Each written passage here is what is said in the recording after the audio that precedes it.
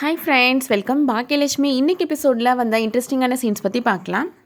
ராதிகா பாக்கியாட்ட சொல்கிறாங்க, கோபி எனக்கு சின்ன வயசுலேருந்தே தெரியும், ஆனால் அவர் உங்களோட ஹஸ்பண்ட் அப்படின்றது எனக்கு கொஞ்சம் நாளைக்கு முன்னாடி தான் தெரிய வந்துச்சு டீச்சர் அப்படின்னு சொல்கிறாங்க.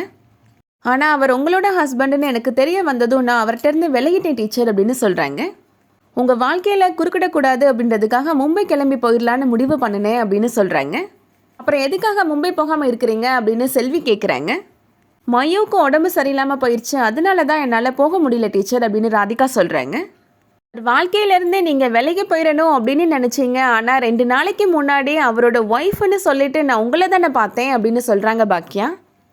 அது எப்படி உங்களுக்கு சொல்லி புரிய வைக்கிறதுன்னு எனக்கு தெரியல டீச்சர், அதுக்கு காரணம் சூழ்நிலை தான் அப்படின்னு சொல்கிறாங்க ராதிகா.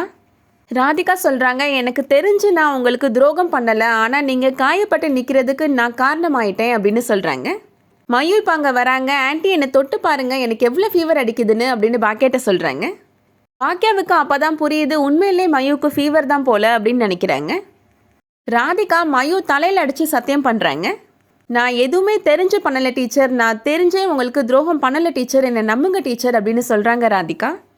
நீங்கள் ரொம்ப நல்லவங்க டீச்சர், நீங்கள் தயவு செஞ்சு எங்கள் 2 பேருக்கும் சாபம் கொடுத்துடாதீங்க அப்படின்னு சொல்கிறாங்க ராதிகா.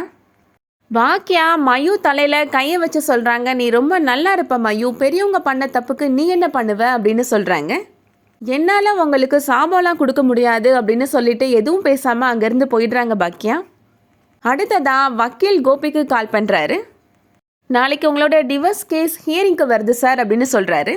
நீங்களும் உங்கள் ஒய்ஃபும் உங்கள் முடிவில் உறுதியாக இருந்தீங்கன்னா ஈஸியாக டிவோர்ஸ் கிடச்சிரும் அப்படின்னு வக்கீல் சொல்கிறாரு. அடுத்ததாக பாக்கியாவோட மாமனார் பாக்கியாவை பார்க்குறதுக்காக அவங்களோட ஆஃபீஸ்க்கு போகிறாரு. நடந்த எதை பற்றியும் யோசிக்காத பாக்கியா, எல்லாத்தையும் மறந்துட்டு என் கூட கிளம்பி வா பாக்கியா அப்படின்னு கூப்பிடுறாரு. என்னை மன்னிச்சிருங்க மாமா, என்னால் அந்த வீட்டுக்கு வரதை பற்றி யோசிக்க கூட முடியாது அப்படின்னு முடிவாக சொல்லிடுறாங்க பாக்கியா. அதோட இன்னைக்கான எபிசோட் முடியுது.